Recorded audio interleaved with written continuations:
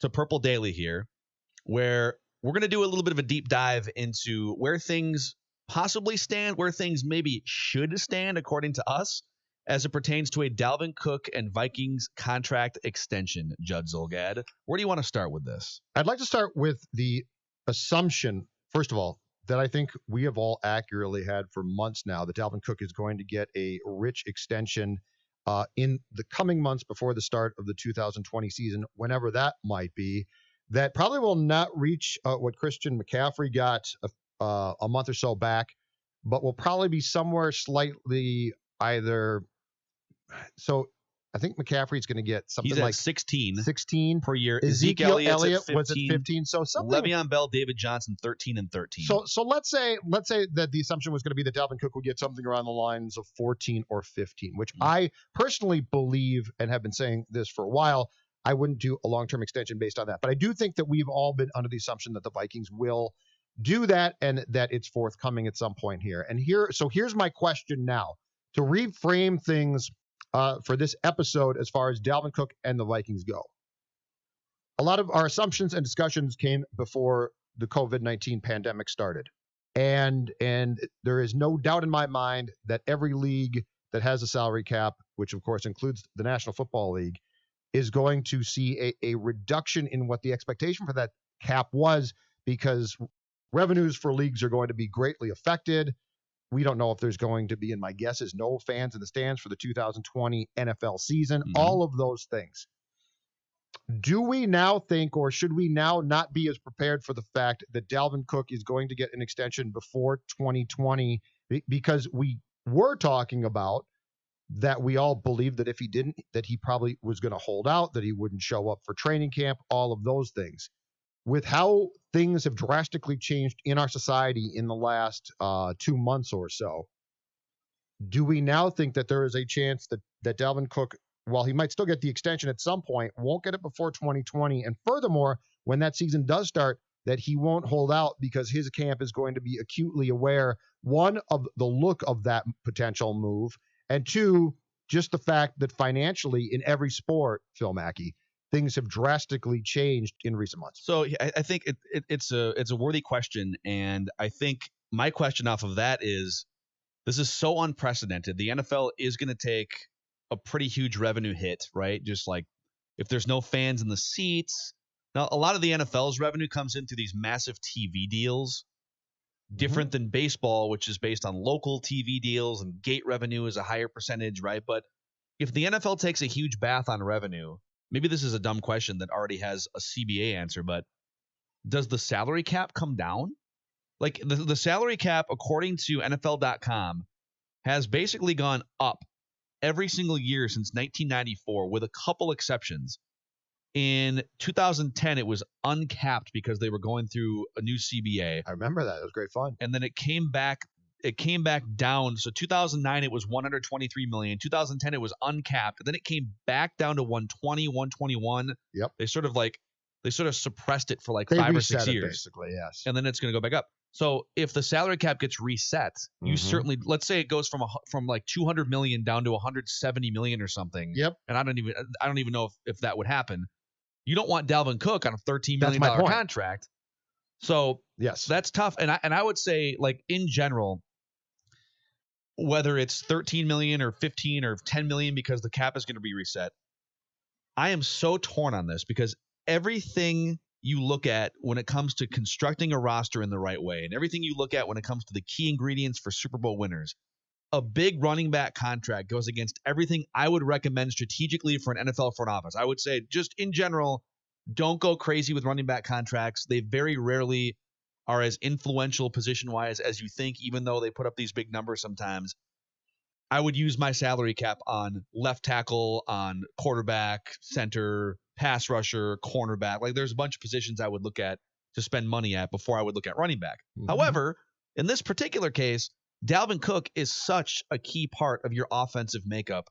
Not like Adrian Peterson, where it was like first and second down, Adrian Peterson's a horse, but then he comes off the field on third down, and you can make a really strong case there. Like, all right, like, is it worth paying Adrian Peterson $6 million more than the rest of the running backs for a guy that doesn't even play on third down? Dalvin Cook not only plays on third down, he thrives on third down. When he's healthy. when he's healthy. Don't forget that. But that's the other part of the conversation. Like, he's not going to get Christian McCaffrey money because Christian McCaffrey plays all the games. He's going to get a prorated version of that because of his lack of durability. So I'm torn between, this guy is so important to the Vikings.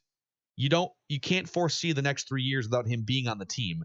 Kirk needs help. The offensive line isn't perfect. Like, this guy is such a key part. But at the same time, if you wind up paying him $13, $15, $16 million, show me the blueprint across the league where that leads to a Super Bowl. So let's go back, first of all, to your point on the CBA. Because one is, in no sports league does it contain the expectation of a pandemic. Like, you just give, oh man, a pandemic hits, and here's what we're going to do in case of pandemic. The second thing is the salary cap in all these leagues is set on a year by year basis. So the answer to your question is, it could definitely go down. I mean, they could basically say, we didn't have fans. Guess what? We lost out on X billion dollars.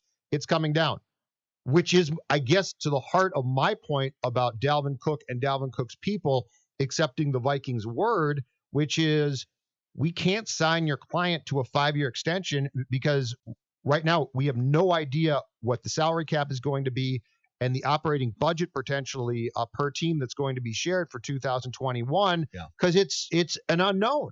And so, forgetting for a second how good Dalvin Cook is, or the fact that he might get hurt too much, or his position, I think the starting point of the discussion now is the simple economics of the game itself and the uncertainty that surrounds those. And to your point of what you said, which is exactly right, do you really want to be on the hook for this massive contract to this player, and the league comes back and says, ladies and gentlemen, the salary cap is going to be slashed by X amount. And now you are absolutely stuck because you've got Kirk signed. Now you've got potentially Dalvin Cook signed. And my God, you are over the cap again. And that's where I wonder if there is a discussion to be had with the Cook camp.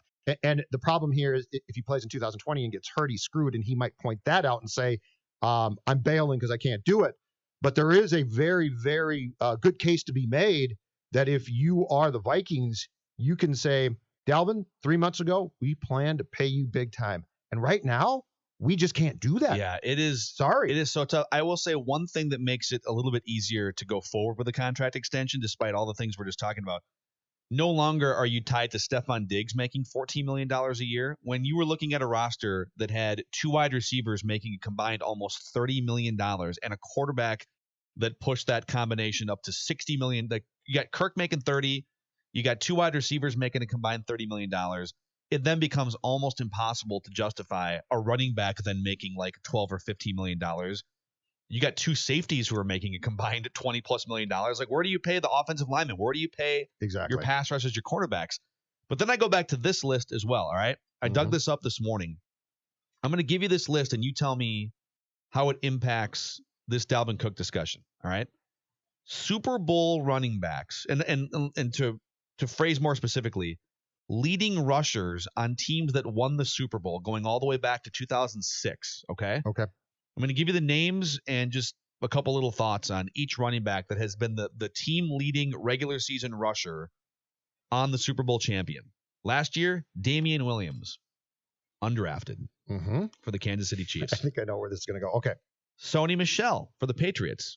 He was a late first round pick. Good player, not a Dalvin Cook player. I don't think anyone would say he's a Dalvin Cook player. Now, it helps when you have Tom Brady, you might not need, a Dalvin Cook caliber running back, but back-to-back with different teams, LeGarrette Blount with the Patriots and with the Eagles. Good running back, not a star running back. And a guy who was brought in traditionally by teams for basically a year or two. Short yardage. Absolutely. Undrafted, just a guy that you can sort of pluck off. Like, both of those teams just like grabbed him for a year and plugged him in, right? Yep. Ronnie Hillman with Denver.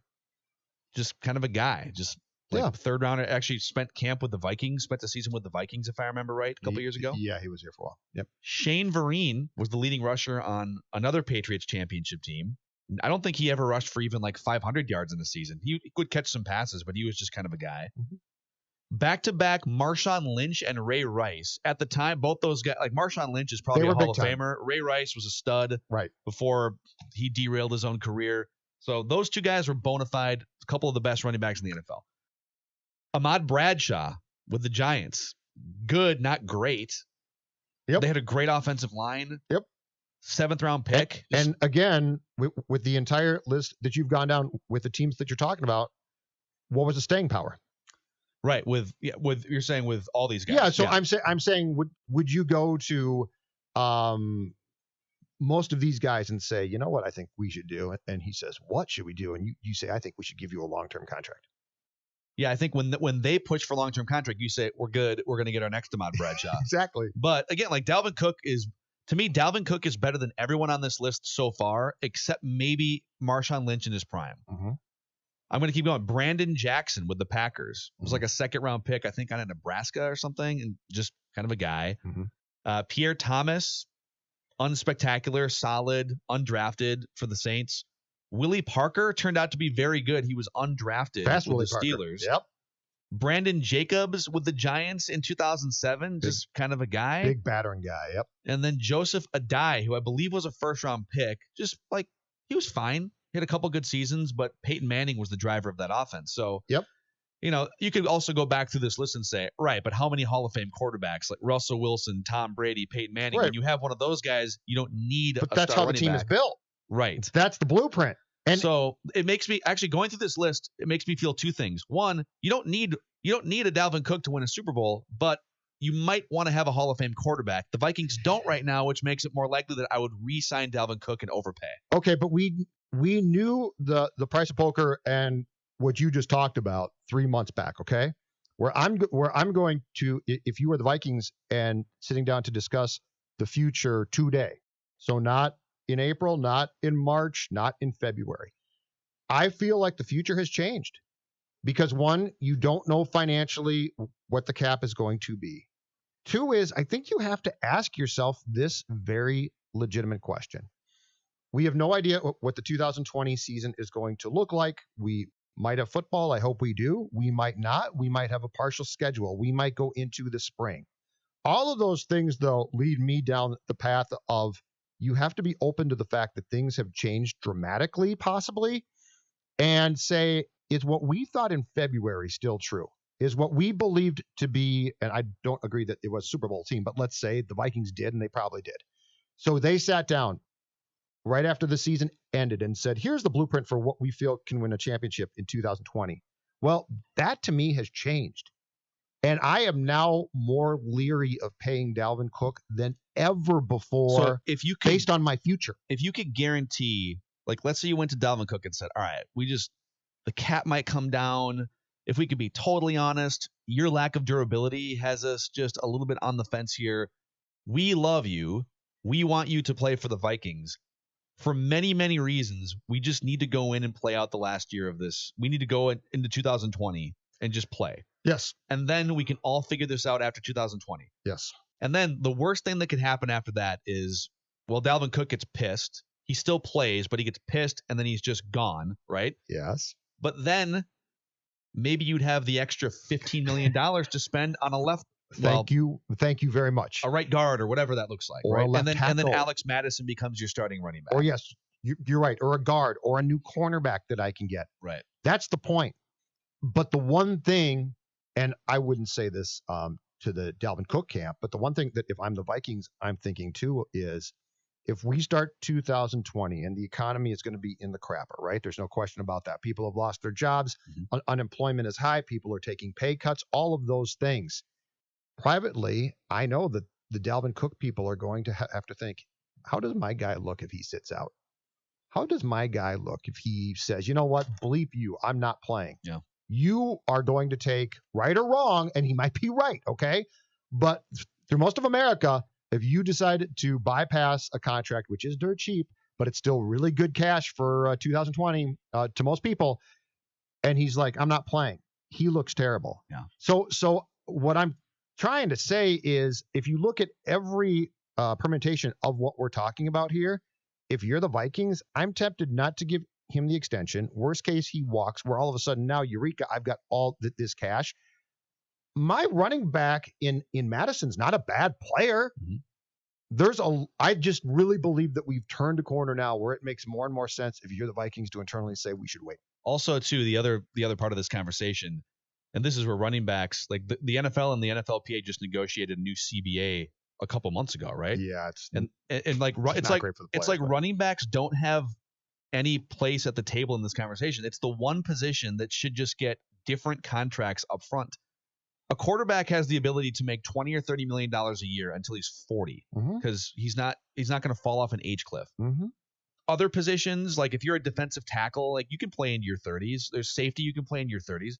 Running backs, your peak is mostly the minute you step into the league until you're 26 or 27. You're a car. But exactly, like the minute you drive off the lot, it starts to depreciate. Correct. And then the problem is the minute that you're able to sign a new contract and get your big time money, you're 26 or 27 years old.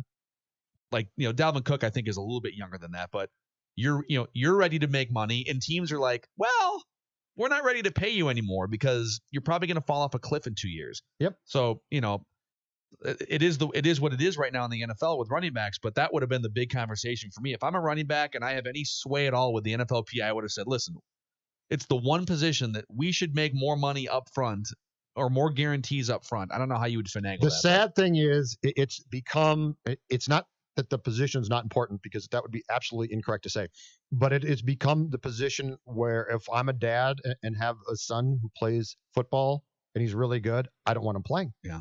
It's the one, because think about it. You do. And Dalvin Cook is what, 25-ish right now? 24, 25. He's not an old guy. But anyway, the point is he is already deemed, and I think correctly so, a guy who gets hurt. And he's in his mid-20s. Yeah, So they've got no chance of being 29 or 30 and being like, well, now he's playing all 16 games. Dalvin will be, if the season happens, will be 25 years old. So Okay. he's still like, he's definitely, I'd say 2 or 3 years away from really being nervous about an age cliff. He wants to cash in, and I get why right now. And I just think as things have gone, guess what? This is bad timing for a lot of folks. We've seen that firsthand, Phil. And unfortunately, I think that the timing is getting worse and couldn't have been worse if you're Dalvin Cook. Yeah. And personally, I'm not sure what your response is, but personally, if I'm the Vikings, in my head, I made a pretty good case of why I can't do it. So I do it, but not for top 3, top 5 money. If we can compromise at like $10 or $11 million a year, and I don't have to guarantee you a lot of money beyond year 2 or 3, I swallow hard and do it.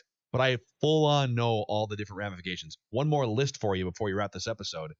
So of all those running backs, those Super Bowl yardage leading running backs in the regular season, these are the guys that actually led the NFL in rushing yards in that same era. It's not a complete list, but Adrian Peterson, Zeke Elliott, LaShawn McCoy when he was with the Eagles, not last year with the Chiefs. Chris Johnson, Le'Veon Bell, DeMarco Murray, LaDainian Tomlinson, Arian Foster. How many rings on that list?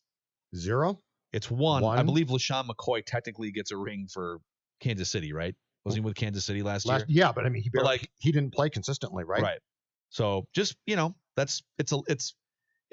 Adrian Peterson's one of the greatest running backs of all time. He's a Hall of Famer. Him making the money that he made with the Vikings crippled their ability to sign other key positions. And despite it's just worth discussing. Despite the fact that AP was not a 3-down player, there was a large part of his career with the Vikings that was played in what I would consider to be a different era than we're in right now. Yep. Wouldn't you? Mm-hmm. In 2007, I could justify give him the rock and let's see what happens. Give him the rock. Just give him the rock. He runs mad, right? Think about that now. Does that really make sense now? No. And look, the one thing I will say, and I've been saying for a while now, is if they sign Cook to this extension, they better find multiple ways to use him. If he lines up in that backfield and he is basically a traditional back who catches a few passes, bleep that. Yeah, you can justify it with Christian McCaffrey because Christian McCaffrey plays all the time. And I believe the last 2 years he's caught over 100 passes too. I'm just pulling up his numbers here. Yeah, Christian McCaffrey, so they're paying $15 or $16 million for their leading rusher and their leading receiver all in one. You could actually make a case that based on what Christian McCaffrey does for Carolina, they're getting a discount. And he $15 plays million. consistently. The dude doesn't miss games. He's played in all 48 games in his NFL career to this point. And last year he racked up 1,400 yards on the ground and 1,000 yards in the air. He caught 116 passes and touched the ball 403 times in Yes. total. Like, Okay. they might be getting a discount. Different ball game right Dalvin there. Cook has not touched the ball nearly that often. He's amazing when he does touch the ball, but it's a complicated discussion. Anyway, So, I think that there's a very good case now to be more reticent to give Dalvin Cook that deal than there was even a few months back. And I would have said no a few months back, but my sense was the Vikings were definitely going to say yes at that time. I still think they probably will, but caveat emptor. Let the buyer beware, baby. That's a wrap on this episode of Purple Daily. I'm Phil Mackey. That's Judd Zulgad. You can find our other daily podcast, Mackey and Judd, on Apple, Spotify, and the Score North app, where we do things like write that down predictions and an accountability session, and also Action Movie Rewind every Friday. Thank you for hanging out with us here on Purple Daily.